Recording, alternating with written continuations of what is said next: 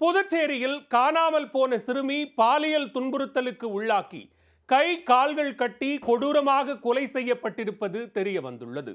கேட்டதும் குலை நடுங்க வைக்கும் கொலையாளிகளின் திடுக்கிடும் வாக்குமூலத்தின் பின்னணி என்ன?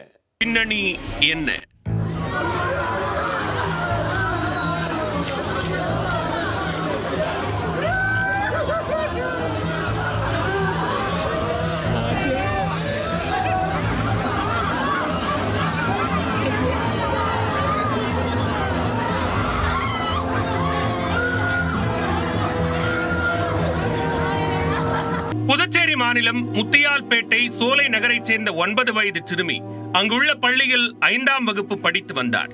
கடந்த 2ஆம் தேதியன்று வீட்டின் வெளியே விளையாடிக் கொண்டிருந்த சிறுமி திடீரென்று காணாமல் போனார். நீண்ட நேரமாகியும் வீடு திரும்பாததால் அதிர்ச்சி அடைந்த குடும்பத்தினர் ஊர் முழுக்க தேடியும் சிறுமி கிடைக்கவில்லை. இதனால் பதறிப்போனவர்கள் முத்தியால்பேட்டை காவல் நிலையத்தில் புகார் அளித்தனர். வழக்கு பதிவு செய்த போலீசார் சோலை நகரில் பொருத்தப்பட்டிருந்த சிசிடிவி கேமரா காட்சிகளை கைப்பற்றி ஆய்வு செய்தனர். அதில் சிறுமி தனது வீடு இருக்கும் தெருவில் நடந்து செல்வது பதிவாகியிருந்தது. அதன் பிறகு அவர் மாயமானதும் தெரிய வந்தது. இதன் மூலம் சோலை நகரை தாண்டி சிறுமி வெளியே சென்றிருக்க வாய்ப்பில்லை என்பதை உறுதி செய்த அதிகாரிகள் அப்பகுதியில் உள்ள ஒவ்வொரு வீடாக சென்று சோதனையிட்டனர். இந்த நிலையில்தான் அந்த படுபயங்கர தகவல் போலீசாருக்கு கிடைத்தது. செவ்வாய்க்கிழமை மதியம் 2 மணி அளவில் சிறுமியின் ஏரியாவில் உள்ள ஒரு மாட்டு கொட்டகையின் பின்புறம் உள்ள சாக்கடை கால்வாயில் சந்தேகத்திற்கிடமாக மூட்டை ஒன்று கிடப்பதாக தகவல் கிடைத்தது. விரைந்து சென்ற போலீசார் சாக்கு மூட்டையை கைப்பற்றி திறந்தபோது அதில் காணாமல் போன சிறுமி சடலமாக கிடந்ததை பார்த்து அதிர்ந்து போனார்கள். சிறுமி கொடூரமான முறையில் கை கால்கள் கட்டப்பட்ட நிலையில் சாக்கு மூட்டையில் உயிரிழந்து கிடந்தார். சிறுமியின் சடலத்தை மீட்டு வெளியே எடுத்து வந்தபோது உறவினர்களும் பெற்றோர்களும் கண்ணீர் விட்டு கதறி அழுதனர். இந்த தகவல் காட்டு தீ போல பரவி 1000க்கும் மேற்பட்டோர் அங்கு குவிந்ததால் பெரும் பதற்றம் ஏற்பட்டது.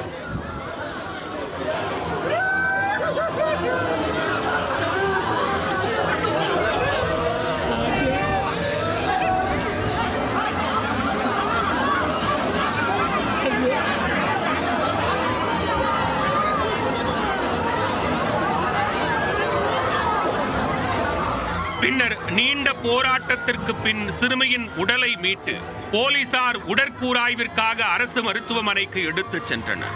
காணாமல் போன சிறுமி சாக்கு மூட்டையில் சடலமானது எப்படி, கொடூரமாக சிறுமியை கொன்று வீசியது யார் உள்ளிட்ட கோணங்களில் தீவிர விசாரணையை தொடங்கினர். சிறுமி வீட்டிலிருந்து 50 அடி தொலைவில் உள்ள சாக்கடை கால்வாயில் சிறுமியின் உடல் கண்டெடுக்கப்பட்டதால் கொலையாளி இதே பகுதியைச் சேர்ந்தவராகத்தான் இருக்கும் என்ற முடிவுக்கு வந்தனர். அதன்படி ஏரியாவில் வசிக்கும் நபர்களிடம் விசாரணையில் ஈடுபட்டுக் கொண்டிருந்த போது போலீசாரை கண்டதும் பதற்றத்துடன் நடந்து கொண்ட 19 வயதான கருணாஸ் மீது சந்தேகம் ஏற்பட்டுள்ளது. கைகளில் நகக்கீறல்கள் தென்பட கேட்ட கேள்விக்கு நடுக்கத்துடன் பதிலளித்ததால் கருணாஸை போலீசார் காவல் நிலையம் அழைத்துச் சென்று விசாரித்தனர். அப்போதுதான் 54 வயதான விவேகானந்தன் குறித்தும் சிறுமி கொலைக்கான பின்னணி குறித்தும் வெட்ட வெளிச்சமானது. சம்பவத்தன்று வீட்டின் வெளியே விளையாடிக் கொண்டிருந்த சிறுமியை அவ்வழியாக சென்ற விவேகானந்தன் பார்த்துள்ளார். அருகே சென்று சிறுமியிடம் பேச்சு கொடுத்தவர் ஐஸ்கிரீம் வாங்கி தருவதாக கூறி அதே தெருவில் உள்ள தனது பாழடைந்த வீட்டிற்கு அழைத்துச் சென்றுள்ளார். அங்கு வைத்து பாலியல் துன்புறுத்தல் கொடுக்க சிறுமி அச்சத்தில் அலறி துடித்துள்ளார். அப்போது அவ்வழியாக சென்ற கருணாஸ் சத்தம் கேட்டு விவேகானந்தனின் வீட்டிற்குள் சென்று பார்த்துள்ளார்.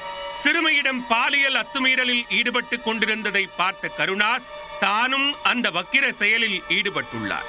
இரு கயவர்களிடம் சிக்கி துடிதுடித்து போன சிறுமி தப்பிக்க முயன்றதில் திடீரென்று மயங்கி விழுந்தார். அதனை பார்த்து சிறுமி உயிரிழந்து விட்டதாக நினைத்த விவேகானந்தன், கருணாஸ் இருவரும் கோரத்தின் உச்சகட்ட செயலில் ஈடுபட்டுள்ளனர். சிறுமியின் கை கால்களை கட்டி சாக்கு மூட்டையில் உடலை போட்டு வீட்டின் பின்புறத்தில் உள்ள கால்வாயில் தூக்கி வீசியுள்ளனர். இதில் சுய நினைவை இழந்த சிறுமி தண்ணீரின்றி மூச்சடைத்து துடிதுடித்து உயிரிழந்ததாக தெரிகிறது.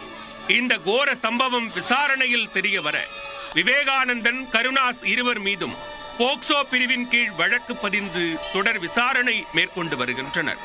உயிரிழந்த சிறுமிக்கு நீதி கேட்டு புதுச்சேரி முழுக்க பொதுமக்கள் போராட்டத்தில் ஈடுபட்டுள்ளனர்.